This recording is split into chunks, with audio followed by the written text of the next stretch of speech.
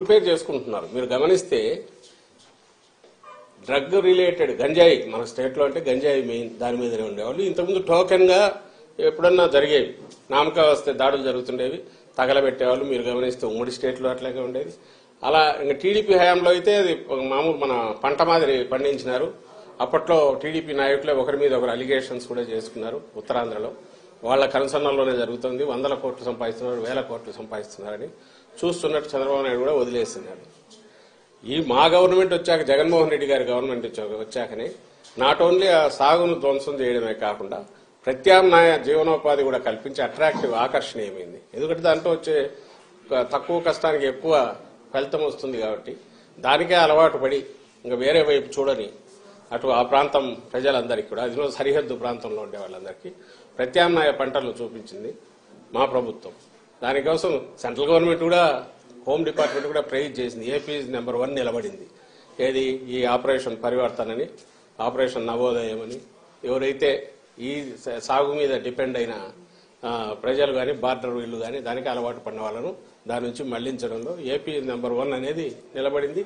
దానికోసం ఎస్సీబీ అదే పని మీద ఉంది. ఎస్సీబీ పెట్టిన తర్వాత 11,000, 12,000 ఎకరాల్లో సాగును ధ్వంసం చేశారు. అంతటితో మళ్లీ వాళ్ళు దాని వైపు పోకుండా different crops, alternative crops, remunerative crops ను అక్కడ ప్రమోట్ చేసి వాళ్లకు జీవనోపాధి కల్పించి అది కన్సిస్టెంట్ గా నడుస్తుంది. ఉక్కుపాదం అంటే రియల్ సెన్స్ లో మోపడమే కాకుండా ఆ ప్రజలు మళ్లీ సర్వైవ్ అయి బాగా ఎదగడానికి అవసరమైన ఏర్పాట్లు కూడా చేసింది ఈ ప్రభుత్వం. అలాగే ఈ కంపెనీ ఏది చెప్తున్నారో ఆ కంపెనీ తప్పుడు పనులు చేస్తే యాక్షన్ తీసుకుంది ఈ ప్రభుత్వం, మా జగన్మోహన్ రెడ్డి గారి ప్రభుత్వం, వైఎస్ఆర్సీపీ ప్రభుత్వం. ఇప్పుడు ఇంపోర్ట్ చేసుకున్నారు, డ్రగ్ ఇంపోర్ట్ చేసుకున్నారు, డ్రగ్స్ దొరికి ఆయన కంటైనర్కి సంబంధించిన కంపెనీ. ఇటు చూసేది ఈ వైపు నుంచి డ్రగ్స్ ను వాడకాన్ని తగ్గించడానికో, గంజాయి సాగును అసలు ఎరాడికేట్ చేయడము, వాళ్ళు మళ్లీ ఆ వైపు చూడనవసరం లేకుండా రెమ్యూనరేటివ్ ఆల్టర్నేటివ్ ఇది మన క్రాప్స్ వాటిని వాళ్ళకి అలవాటు చేయడము, ఇది జరిగి కన్సిస్టెంట్ గా పోతుంది. ఎవ్రీబడికి మీరు మీడియా కూడా కవర్ చూడొచ్చు, పోయి వస్తున్నాయి కదా స్టోరీస్. బార్డర్ లో కట్టుదిట్టం చేశారు, స్పెషల్ ఏజెన్సీని పెడితే దాన్ని నువ్వు ఎలాగూ ప్రైజ్ చేయలేవు, నీ వల్ల కాలే. 14-19 మధ్య నువ్వు దాన్ని అసలు గంజాయి సాగు 3 పూలు 6 కాయలుగా నువ్వు ఇదేట్టు నువ్వు చేసావు, చంద్రబాబు నాయుడు చేశాడు. ఈరోజు దాన్ని ఎరాడికేట్ చేసిన మా మీద, నేను ఇంతకుముందు అన్నట్టు దొంగ అన్నట్టు మా మీద నిందలు వేసే ప్రయత్నం చేస్తున్నారు. ప్రతి దాంట్లో ఇదే పని చేస్తున్నారు.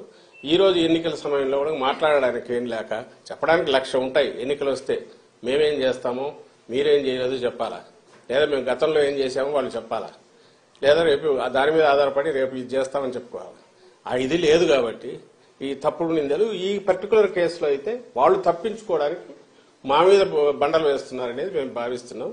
అందుకే ఆ కన్సర్న్ ఏజెన్సీకి ప్రెస్ కౌన్సిల్ కూడా కంప్లైంట్ పంపుతున్నాం. ఈనాడు, ఆంధ్రజ్యోతి వాళ్ళ తప్పుడు రాతలు, ఆ ఛానల్స్ వాటన్నిటి మీద కూడా లెటర్సీ. అయితే ఇది కన్సిస్టెంట్ గా ఈ తప్పుడు ప్రచారం, అబద్దాలు రిపీటెడ్ గా మాట్లాడడం అనేది టీడీపీకి అలవాటైంది. రాష్ట్ర ప్రజలు గమనించాలి. లోకేష్ కూడా ట్వీట్ చేశారు సార్, మార్నింగ్ బ్రెజిల్లో అవినీతి జరుగుతుంది, దానికి వైసీపీ ముఖ్య నేత కుటుంబ సభ్యుల ప్రమేయం ఉందనే విషయం నేను గతంలోనే చెప్పాను, ఇప్పుడు రుజువైందని ఒక ట్వీట్ కూడా చేశారు. ట్వీట్ కూడా ట్వీట్ చేశారు. ఎల్లో మీడియా చౌకబారు ఏదన్నా థర్డ్ రేట్ కూడా కాదు, అంతకంటే హీనమైన స్థాయి ఎవడన్నా ఉన్నాడంటే అతనే లోకేష్ అనుకుంటా. లేకపోతే దేనికి ట్వీట్ చేస్తున్నాడో తెలియదు, అసలు ఎందుకు చేస్తున్నాడో తెలియదు. ఏమన్నా మోకాలకు బట్టతలకు సంబంధం ఉందా? బ్రెజిల్ ఎక్కడో దాంట్లో దేశం ఉందంటే ఎప్పుడో సాయిరెడ్డి ఏదో అక్కడ బ్రెజిల్ ప్రెసిడెంట్ గురించి ఇచ్చేసాడని ఇంటర్నేషనల్ దీంట్లో ఎక్కడైనా గ్యాదరింగ్ లో కలిసింటారేమో తెలియదు. ఏదో ఉంటే అతను చెప్తాడు. కానీ ఈ రోజు జరిగిన దాంట్లో, ఈ కంటైనర్ లో వచ్చిన దాంట్లో దొరికిన దానికి సంబంధించి ఎవరు దీని వెనక ఎవరెవరు ఉండే అవకాశం ఉంది, ఆ కంపెనీ కాన్షియస్ గా చేసిందా అనేది తేలాల్సి ఉంటే అప్పుడు సహజంగానే కంపెనీ ఎవరిది అనేది చూస్తారు. అది చూస్తే సహజంగా మొత్తం ఎవరు అనేది కనపడుతోంది. దగ్గరి బంధువులు, కుటుంబ సభ్యులు, లేదా వీళ్లతో కలిసి ఎప్పుడు తిరిగినట్టు ఆ ఫోటోలు అన్ని బయటకు వచ్చాయి. ఈ గ్రూప్ తో, ఈవెన్ చంద్రబాబు నాయుడుతో ఉండేవాళ్ళు ఆయనతో ఉన్నారు. ఆ గ్రూప్ కు సంబంధించిన వాళ్ళు ఎవరు రెగ్యులర్ గా కలుస్తారో వాళ్లే ఆ కంపెనీల్లో ఉన్నారు. ఇది సహజంగానే వాళ్ళ మీదకే పడుతుంది. పడడానికి కూడా అవకాశం ఎందుకుంది? అలాంటి ఆలోచనలు చేసే లక్షణం కూడా చంద్రబాబు నాయుడు ఉంది కాబట్టి, తప్పుడు దారిలో ఎట్లా అధికారంలోకి రావాలని చూస్తాడు కాబట్టి వాళ్ళ మీదకే వస్తుంది అనే దాన్ని ప్రియంప్ట్ చేయడానికి ఉల్టా